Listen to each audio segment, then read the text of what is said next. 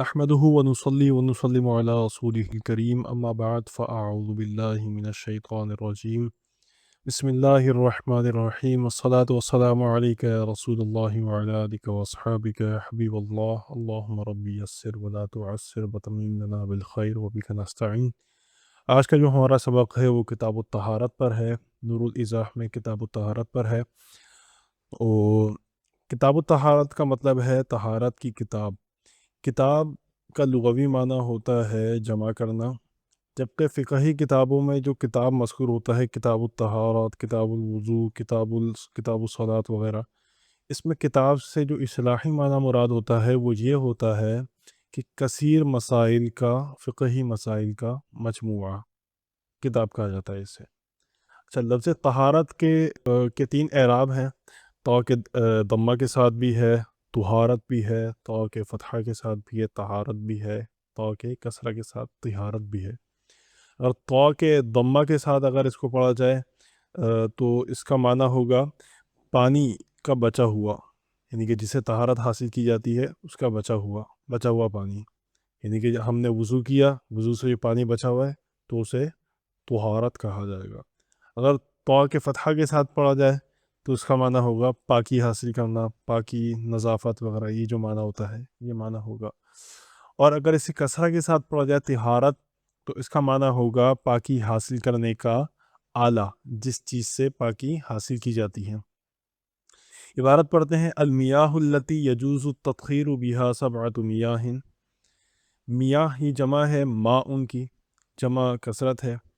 المیاہ التی یجوز التطہیر بہا سبعۃ میاہ، وہ پانی جن سے طہارت حاصل کرنا جائز ہوتی ہے وہ 7 پانی ہیں۔ ماء السماء وماء البحر وماء النہر وماء البئر وما ذاب من الثلج والبرد وماء العین۔ اچھا، اس میں ماء السماء ہم جو ہے اس کے مختلف اعراب پڑھ سکتے ہیں، ماء السماء بھی پڑھ سکتے ہیں اور ماء السماء بھی پڑھ سکتے ہیں، اسی طرح سب میں ماء البحر، ماء النہر، اسی طرح ان سب میں ماء السماء، ماء بھی پڑھ سکتے ہیں، ماء بھی پڑھ سکتے ہیں، ماء بھی پڑھ سکتے ہیں۔ وجوہ اعراب کیا ہوگی؟ وجوہ اعراب یہ ہوگی، اگر ہم اس کو ماء السماء پڑھتے ہیں تو اس کی جو وجوہ اعراب ہوگی وہ یہ ہوگی، اس کا محذوف نکالا جائے گا اولوہا، یعنی کہ ان 7 پانیوں کا پہلا، اولوہا جن میں سے پہلا ماء السماء، تو یہ اولوہا مبتدا بن جائے گا، ماء السماء اس کی خبر ہو جائے گا، تو یہ خبر ہونے کی بنیاد پر یہ مرفوع پڑھا جائے گا۔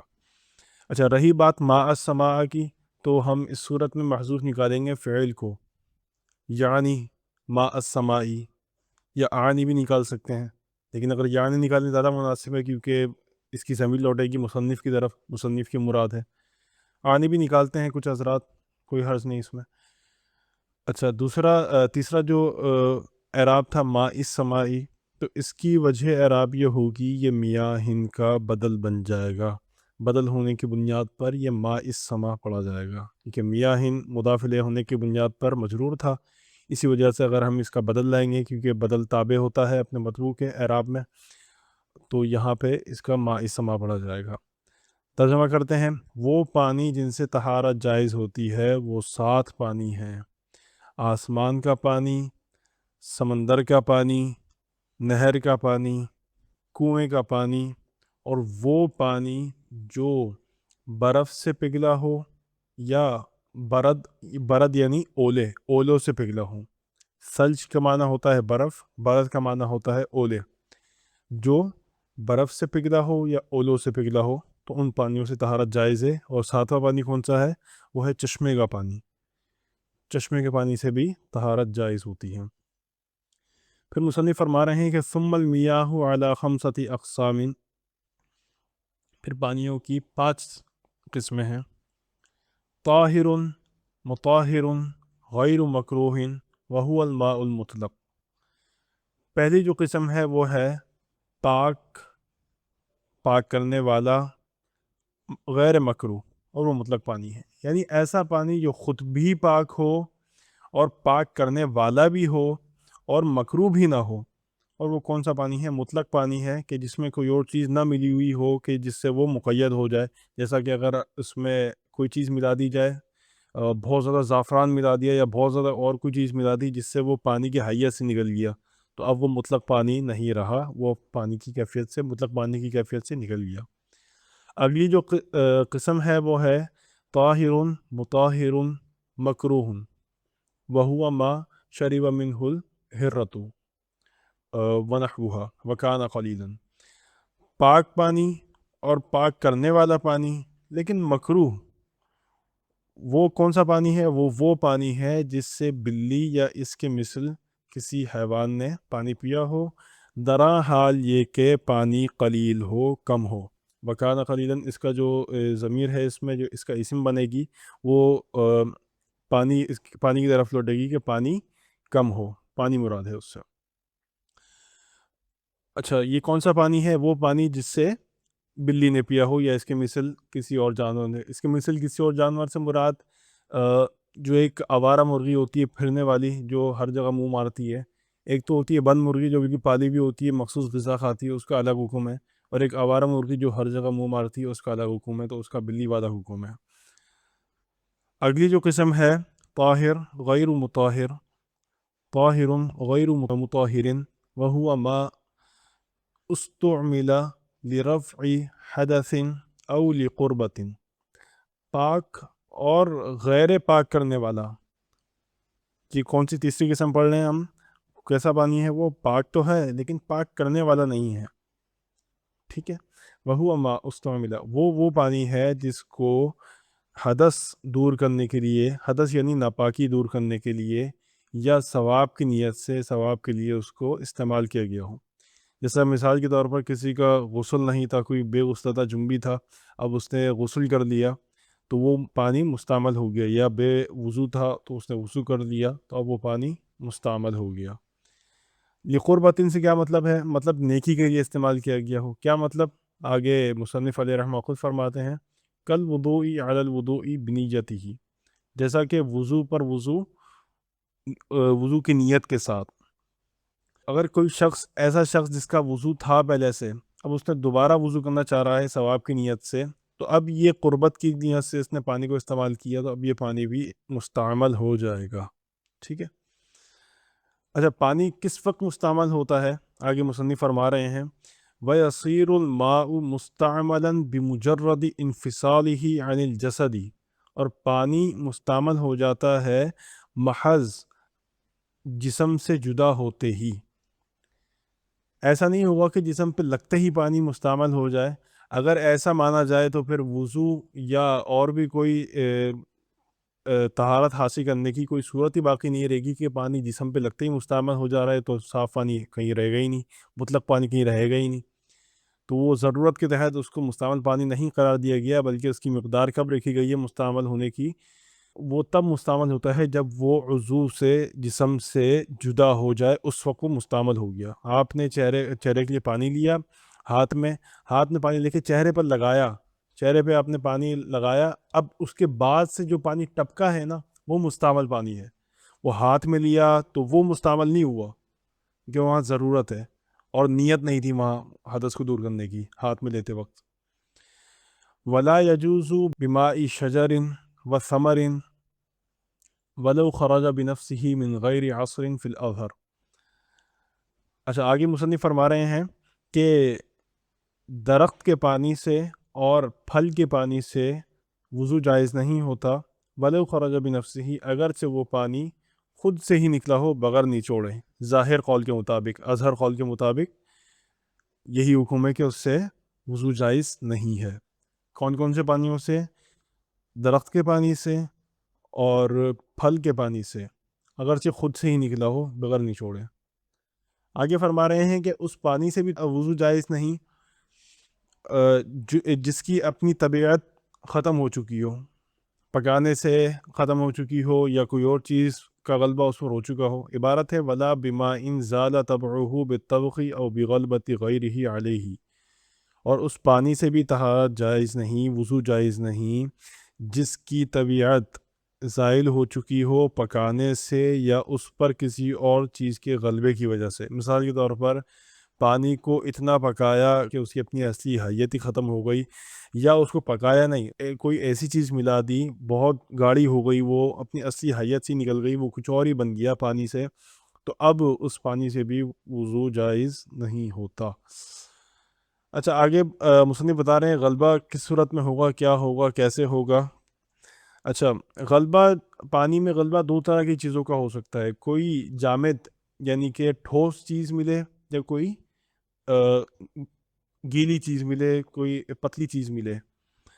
پہلے بتا رہے ہیں ٹھوس چیزوں کے ملنے کا حکم، والغلبۃ فی مخالطۃ الجامدات، اور جامدات یعنی ٹھوس چیزوں کا ملنے میں جو غلبہ ہے وہ کس طرح ہے، بإخراج الماء عن رقته وسیلانه، کہ پانی اپنی پتلے پن سے نکل جائے اور بہنے والی کیفیت سے نکل جائے، کہ پانی میں جامد چیزیں اتنی مل گئی، مثال کے طور پر پانی میں بہت ساری کوئی ٹھوس چیزیں آپ نے ڈال دی کہ اب پانی بہہ ہی نہیں رہا، اس کی جو اپنی خاصیت تھی پتلا ہونے کی، بہنے کی، تو وہ ختم ہو گئی، تو اس صورت میں غلبہ پایا گیا۔ آگے فرما رہے ہیں وَلَا يَضُرُّ تَغَيُّرُ أَوْصَافِهِ كُلِّهَا بِجَامِدٍ، فرما رہے ہیں کہ یہاں پہ اگر پانی میں کوئی جامد چیز مل جائے تو اور وہ جامد چیز پانی کے اوصاف کو تبدیل کر دے، درا حال یہ کہ وہ کوئی جامد چیز ہی ہو، وہ کوئی مائع چیز نہ ہو، مائع چیز کا حکم آگے الگ آئے گا، یعنی کہ بہنے والی چیز کا حکم الگ آئے گا، جامد چیز پانی کے تمام اوصاف کو تبدیل کر دے تو وہ وضو کے جائز ہونے کے معنی نہیں ہے، اس میں کوئی مضر نہیں ہے، جیسا کہ زعفران ہے اور پھل ہے اور درخت کے پتے وغیرہ ہیں۔ اب اگر اس نے وصف تبدیل کیا ہے پانی کا، سارے کے سارے بلے سے سارے وصف تبدیل کر دیے، تو اب اس صورت میں کیا ہوگا، وضو جائز ہوگا، لیکن اپنی بہنے والی کیفیت سے نکل گیا، پتلے پن سے نکل گیا، تو اس صورت میں جائز نہیں ہوگا، کیونکہ اس صورت میں غلبہ پایا جائے گا۔ آگے فرما رہے ہیں والغلبۃ فی المائعات بظہور وصف واحد من مائع له وصفان فقط كاللبن له اللون والطعم ولا رائحة له،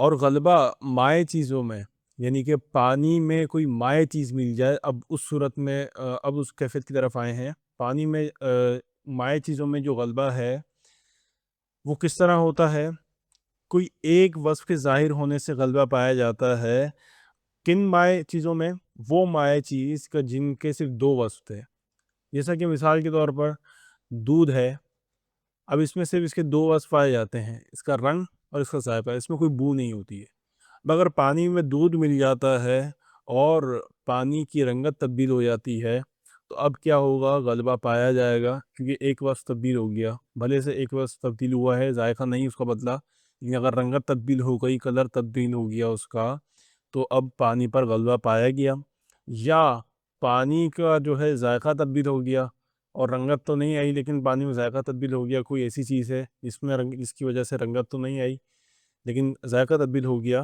درا حال یہ کہ جو ملنے والی چیز ہے اس کے صرف دو ہی وصف ہوں، کوئی ایک وصف پایا گیا، تو اس صورت میں کیا ہوگا، پانی پر غلبہ شمار کیا جائے گا۔ آگے فرما رہے ہیں وَبِظُهُورِ وَصْفَيْنِ مِن مَائِعٍ لَهُ ثَلَاثَةٌ كَالْخِلِّ وَالْغَلَبَةُ فِي الْمَائِعِ الَّذِي لَا وَصْفَ لَهُ كَالْمَاءِ، اور دو وصفوں کے ظاہر ہونے سے غلبہ پایا جاتا ہے ان مائع چیزوں میں سے جن کے تین وصف ہوں، جیسا کہ سرکہ ہے، اب اس کے تین وصف ہوتے ہیں، اس کا جو ہے رنگ بھی ہوتا ہے، ذائقہ بھی ہوتا ہے، بو بھی ہوتی ہے اس کی، اب اگر پانی میں یہ مل جاتا ہے تو اس صورت میں پانی پر غلبہ پایا جائے گا جب پانی میں کوئی دو چیزیں پائی جائیں، ایک چیز کے پائے جانے سے غلبہ شمار نہیں ہوگا، دو وصف ہوں تو ایک وصف کے پائے جانے سے غلبہ ہو جائے گا، تین وصف ہوں تو دو وصف کے پائے جانے سے غلبہ شمار کیا جائے گا، ٹھیک ہے۔ اور آگے فرما رہے ہیں کہ وہ مائع جس کا کوئی وصف ہی نہ ہو، جیسا کہ مستعمل پانی، مستعمل پانی کا کون سا وصف ہے، اس میں نہ رنگ ہوتا ہے، نہ بو ہوتا ہے، نہ ذائقہ ہوتا ہے، اور اس پھول کا پانی کہ جس کی بو ختم ہو چکی ہو، وماء الورد المنقطع الرائحة تكون بالوزن، عبارت پوری کیا ہوگی؟ والغلبۃ فی الماء الذی لا وصف له کالماء المستعمل وماء الورد المنقطع الرائحہ تکون بالوزن۔ اب غلبہ ان مائع چیزوں میں کہ جس کا کوئی وصف نہ ہو، جیسا کہ مستعمل پانی، اور وہ اس پھول کا پانی جس کی بو ختم ہو چکی ہو۔ اب غلبہ کس سے ہوگا؟ تکون کی جو ہیا ضمیر ہے وہ راجع بسوء غلبہ ہے۔ اب وہ غلبہ کس چیز سے ہوگا؟ وہ وزن سے ہوگا۔ مثال کے طور پر آگے مصنف خود طریقہ بتا رہے ہیں، کیا طریقہ ہے؟ فَإِنِ اخْتَلَطَ رِطْلَانِ مِنَ الْمَاءِ الْمُسْتَعْمَلِ بِرِطْلٍ مِنَ الْمُطْلَقِ لَا يَجُوزُ بِهِ الْوُضُوءُ وَبِعَكْسِهِ جَازَ۔ اگر مستعمل پانی کا دو رتل یہ ایک وزن ہے، ہم اس کو سمجھ لیتے ہیں گلاس سے۔ اگر مستعمل پانی کے دو گلاس مل جاتے ہیں مطلق پانی کے ایک گلاس میں، تو اب اس سے وضو جائز نہیں ہے۔ اگر اس کا عکس ہو کہ مطلق پانی کے دو گلاس تھے اور مستعمل پانی کا ایک گلاس تھا، یا ماء الورد المنقطع الرائحہ، یعنی کہ اس پھول کا پانی جس کی بو ختم ہو چکی ہو، اس پانی کا جو ہے ایک گلاس تھا اور مطلق پانی کے دو گلاس تھے، تو اب اس سے وضو جائز ہے، غلبہ نہیں پایا گیا۔ حاشیے میں ایک بات کی وضاحت کی ہوئی ہے کہ اگر دونوں برابر ہوں تو اس صورت میں کیا حکم ہوگا؟ اس صورت میں بھی وہی حکم ہوگا، غلبہ والا شمار کیا جائے گا احتیاطاً، تو اس صورت میں بھی وضو جائز نہیں ہوگا۔ والرابع، اب پانی کی جو انہوں نے پانچ قسموں کا ذکر کیا تھا، اس میں سے تین ذکر کر چکے، اور چوتھی قسم کیا ہے؟ چوتھی قسم وہ پانی ہے جو کہ والرابع ماء نجس وهو الذي حلت فيه نجاست وكان راكدا قليلا۔ چوتھی قسم اس پانی کی ہے جو کہ نجس ہو، اور وہ نجس پانی کیا ہوتا ہے؟ وہ پانی ہوتا ہے جس میں نجاست حل ہو چکی ہو، مل چکی ہو، درا حال یہ کہ پانی ٹھہرا ہوا ہو اور قلیل ہو۔ قلیل کی کیا مقدار ہے؟ والقلیل ما دون 10 فی 10 فینجس وَإِن لَّمْ يَظْهَرْ أَثْرُهَا فِيهِ۔ اور قلیل پانی وہ ہوتا ہے جو 10 کی مقدار سے، یعنی 10 ذرا لمبائی، 10 ذرا چوڑائی سے کم ہو، تو وہ قلیل پانی ہوتا ہے۔ تو وہ پانی اس صورت میں جب وہ کھڑا ہوا بھی ہو تو اب اس میں نجاست اگر مل جاتی ہے تو وہ سارا کا سارا پانی نجس ہو جائے گا۔ وَإِن لَّمْ يَظْهَرْ أَثْرُهَا، اگرچہ اس کا اثر نہیں دکھ رہا۔ مثال کے طور پر دردہ پانی سے کوئی کم پانی تھا اور وہ ٹھہرا ہوا پانی تھا، اس میں اگر بچے نے یا کسی نے بھی کسی بڑے نے بھی پیشاب کر دیا کہ اس کا اثر نہیں دکھ رہا، تو پھر بھی وہ پانی نجس ہی رہے گا، نجس ہی ہو جائے گا۔ آگے فرما رہے ہیں او جارین، اس کا عطف ہے راکدن پر۔ پانی ٹھہرا ہوا ہو تو اس کی صورت بھی بیان کر دی کہ قلیل ہو، ٹھہرا ہوئے کی صورت میں قلیل ہو، لیکن اگر جاری ہو تو اس صورت میں کیا ہے؟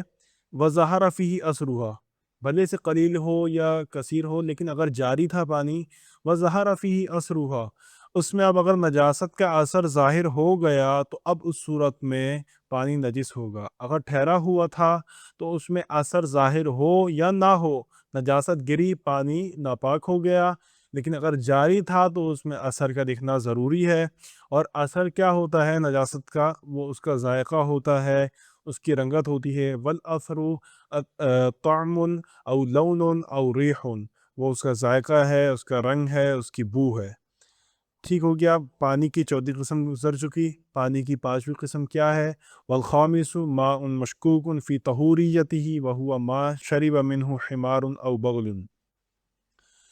پانچویں قسم کیا ہے؟ وہ پانی ہے جس میں شک کیا گیا ہو، جس کی پاک کرنے والے ہونے میں شک کیا گیا ہو۔